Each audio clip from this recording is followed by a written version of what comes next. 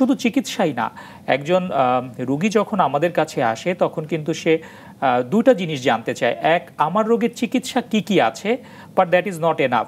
এই চিকিৎসায় আমি কতটুকু ভালো হব। চিকিৎসার ক্ষেত্রে আপনারা তো স্টেজিং করে থাকেন, এইটার সম্পর্কে আমি একটু জানতে চাই যে কিভাবে করেন, কি বিষয়গুলো চিন্তা করেন আপনারা। যখনই আমরা বায়োপসিতে ক্যান্সার পাবো তখন আমাদের দ্বিতীয় প্রশ্নটা সামনে চলে আসবে যে এই ক্যান্সারটি আসলে কোন স্টেজে আছে, এটি কি স্টেজ 1, 2, 3 না 4th স্টেজে আছে, সেটি বোঝার জন্যই কিন্তু আমাদের স্টেজিং করতে হয়। স্টেজিংয়ের জন্য আসলে অনেক ধরনের পরীক্ষা নিরীক্ষা করা যায়। কিছু পরীক্ষা এক্সপেন্সিভ, কিছু পরীক্ষা সাধারণ। আমাদের দেশের আসলে রোগীদের সক্ষমতা মানে অর্থনৈতিক সক্ষমতার উপরে ভিত্তি করেই কিন্তু আমরা এই পরীক্ষাগুলো দিয়ে থাকি। যদি সবচেয়ে বেস্ট ট্রিটমেন্ট, বেস্ট টেস্টের কথা আমরা বলে থাকি তাহলে আমি দুটো টেস্টের কথা বলবো। একটি হচ্ছে হোল বডি এমআরআই, অর্থাৎ পুরো শরীরের মাথা থেকে পা পর্যন্ত একটি স্ক্যান করা হয় এমআরআই এর মাধ্যমে। করে দেখা হয় যে প্রস্টেট ক্যান্সারটি কি শুধু প্রস্টেট গ্ল্যান্ডের মধ্যেই আছে নাকি এর বাইরে, যেমন বোনসে বা হাড়ে, ফুসফুসে, পেটে বা ব্রেইনে কোথাও ছড়িয়ে গিয়েছে কিনা। এর পাশাপাশি আরেকটি টেস্ট করা হয় যেটি উন্নত বিশ্বে খুব কমন, আমাদের দেশে খুব সম্প্রতি এসেছে। আমি একটু আগে যে টেস্টটির কথা বললাম, পিএসএমএ পেট স্ক্যান, এটির অ্যাক্সেস আসলে আমাদের 3 মাস আগেও ছিল না, এখন আমরা এটি করাতে পারছি, যেটি এমআরআই এর থেকেও আরও আধুনিক, যে আসলে প্রস্টেট ক্যান্সার কোথায় কতটুকু আছে এবং এই পরীক্ষার পরেই আমরা বলি যে কোন স্টেজে আছে প্রস্টেট ক্যান্সারটা। সো প্রস্টেট ক্যান্সারের বায়োপসি হওয়ার পরে স্টেজ জানাটা অত্যন্ত গুরুত্বপূর্ণ। কেন গুরুত্বপূর্ণ? কারণ স্টেজের উপরে নির্ভর করবে আমরা কোন চিকিৎসায় যাব, তাকে কি আমরা সার্জারিতে যাব না রেডিয়েশনে যাব না মুখে খাওয়ার হরমোন দিব। এবং শুধু চিকিৎসাই না, একজন রোগী যখন আমাদের কাছে আসে তখন কিন্তু সে দুটা জিনিস জানতে চায়। এক, আমার রোগের চিকিৎসা কি কি আছে, but that is not enough. এই চিকিৎসায় আমি কতটুকু ভালো হব। এই কতটুকু ভালো হব এই প্রশ্নের উত্তরটা দেওয়ার জন্য কিন্তু আমাদের স্টেজটা খুব ভালোভাবে জানতে হয়। কারণ স্টেজ 1 এবং 2 এর রোগীকে আমি বলবো যে আপনি সম্পূর্ণ সুস্থ হয়ে যাবেন। স্টেজ 3 এর রোগীকে আমি বলবো যে আপনার সুস্থ হওয়ার সম্ভাবনা 70 থেকে 80%। কিন্তু স্টেজ 4 এর রোগীকে কিন্তু আমি সুস্থ হওয়ার সম্পূর্ণ সম্ভাবনার কথা বলবো না। তাকে বলবো যে আমি চিকিৎসা দিয়ে আপনাকে ভালো রাখতে পারবো, আপনি 2.5 থেকে 3 বছর ভালো থাকবেন, তারপরে আবার আমরা নতুন চিকিৎসা দিব, এই ধরনের একটা ধারণা দিব। সুতরাং স্টেজটা কিন্তু ক্যান্সার চিকিৎসার একেবারে সেন্টার পয়েন্টে কাজ করে, কারণ এখান থেকে আমরা চিকিৎসার পরিকল্পনাটা নির্ধারণ করি, এর পাশাপাশি তার ফলাফলটা সম্পর্কে রোগীকে ধারণা দিয়ে থাকি। আচ্ছা, এটা শুধুমাত্র তাহলে চিকিৎসকের জন্যই যে জরুরি তা না, রোগীর নিজের অবস্থা জানার জন্য, বোঝার জন্য। আচ্ছা, সাধারণত যে কোনো ক্যান্সারেই সারা বিশ্বব্যাপী একটা কমন গাইডলাইন ফলো করা হয়। আপনাদের এই স্টেজিংয়ের উপর ভিত্তি করে আপনারা যে চিকিৎসা পদ্ধতি দিয়ে থাকেন সেটাও কি বাইরের দেশের চিকিৎসার সাথে একই রকম? আমাদের দেশের একই গাইডলাইনকে আপনারা ফলো করেন? ধন্যবাদ খুব সুন্দর প্রশ্নের জন্য।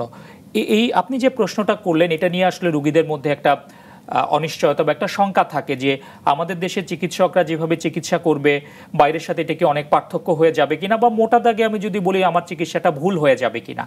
দেখেন, এই শঙ্কার জায়গা থেকে আমরা বলতে চাই যে ক্যান্সারে কিন্তু 2 রকমের চিকিৎসা হয় না।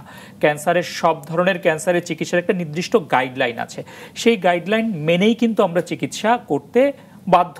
আমাদের পড়াশোনাটাই কিন্তু সেই গাইডলাইন নিয়ে। এমন না যে আমেরিকার যা গাইডলাইন, বাংলাদেশের গাইডলাইন আর সিঙ্গাপুরের গাইডলাইন ভিন্ন ভিন্ন হবে না। চিকিৎসার পদ্ধতি বা একাডেমিক গাইডলাইন কিন্তু সব দেশেই সেম, এবং আমাদের দেশে আমরা ক্যান্সার চিকিৎসা এই গাইডলাইনটা পুঙ্খানুপুঙ্খভাবে ফলো করার চেষ্টা করি। ফলো না করলে এথিক্যালি আই অ্যাম লায়েবল। কেন?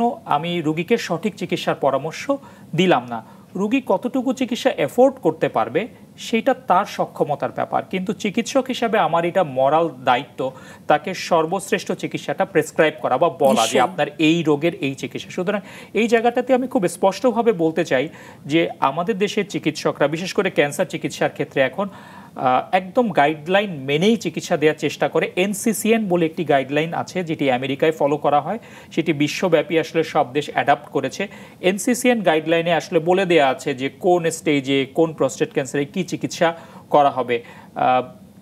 15 বছর আগের চিকিৎসার কথা যদি আমরা বলি তখন হয়তো গাইডলাইনে এতটা অ্যাক্সেস ছিল না, এতটা ব্যবহার প্রবণতা ছিল না, কিন্তু এখনকার চিকিৎসা যে যারা চিকিৎসা দিচ্ছে এই জেনারেশনের যারা ক্যান্সার চিকিৎসক তারা কিন্তু কম বেশি সবাই প্রযুক্তির সাথে সম্পর্কযুক্ত। তারা কিন্তু এই স্টেজিং অনুযায়ী গাইডলাইন অনুযায়ী রোগীদেরকে চিকিৎসা দেওয়ার চেষ্টা করেন এবং এই যা দিয়ে চিকিৎসা করা হয়, আমি বলতে চাচ্ছি যে আমরা ক্যান্সার আমরা যে থেরাপির কথা বলি সেটাও নিশ্চয়ই আমাদের দেশে অ্যাভেলেবল আছে বাইরের দেশের তুলনায়।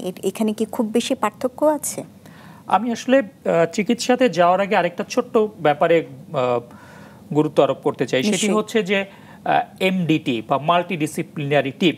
আমরা প্রস্টেট ক্যান্সারের মতো এই ধরনের জটিল ক্যান্সারে কিন্তু আমি একা চিকিৎসা করব না, আমি অনকোলজিস্ট বা ক্যান্সার বিশেষজ্ঞ, কিন্তু আমি একাই চিকিৎসাতে সম্পৃক্ত থাকবো না।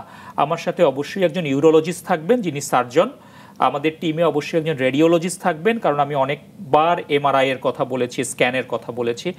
আমাদের দলে অবশ্যই একজন প্যাথোলজিস্ট থাকবেন যিনি আসলে বায়োপসির ফাইনাল রিপোর্টটা দিবেন। এই সমন্বিত একটি দল বা সমন্বিত একটি চিকিৎসক দলই কিন্তু ক্যান্সার চিকিৎসার ব্যাপারে সিদ্ধান্ত নেবে। সুতরাং একজন ক্যান্সার রোগী যখন আসবেন তখন তার কেসটা নিয়ে যেমন অনকোলজিস্ট দেখবেন, একইভাবে ইউরোলজিস্টও দেখবেন, এবং এর ব্যাকগ্রাউন্ডে একজন রেডিওলজিস্ট এবং প্যাথোলজিস্ট এই কেসটাকে রিভিউ করবেন। উন্নত বিশ্বে মাল্টিডিসিপ্লিনারি টিম বা এমডিটি ছাড়া কোনো ক্যান্সারের চিকিৎসায় করার নিয়ম নেই, একদম নিষেধ। আমাদের দেশে এটা শুরু হয়েছে সাম্প্রতিক বছর 5 থেকে শুরু হয়েছে। এখন মোটামুটি সব হাসপাতালে চেষ্টা করে সবাই, যেমন স্কয়ার হাসপাতালে আমরা প্রস্টেট ক্যান্সার চিকিৎসার আগে অবশ্যই ইউরোলজিস্ট এবং অনকোলজিস্ট আমরা আলাপ করে নিব, কখনো একসাথে বসে আলাপ করি, কখনো আলাদা আলাদাভাবে আমরা আলাপ করে নিই।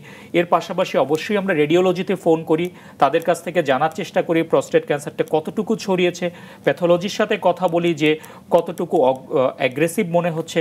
সুতরাং এই ধরনের আলাপ আলোচনা করেই কিন্তু সিদ্ধান্ত নেওয়া হয়। আপনি যেমন গাইডলাইনের কথা বলছেন, গাইডলাইন যেমন ইম্পর্টেন্ট, তার পাশাপাশি এই সম্মিলিত সিদ্ধান্ত নেওয়াটা বোর্ডের মাধ্যমে অত্যন্ত গুরুত্বপূর্ণ, যাতে রোগীর ক্ষেত্রে সে বেস্ট ট্রিটমেন্টটা পেতে পারে। নিশ্চয়ই।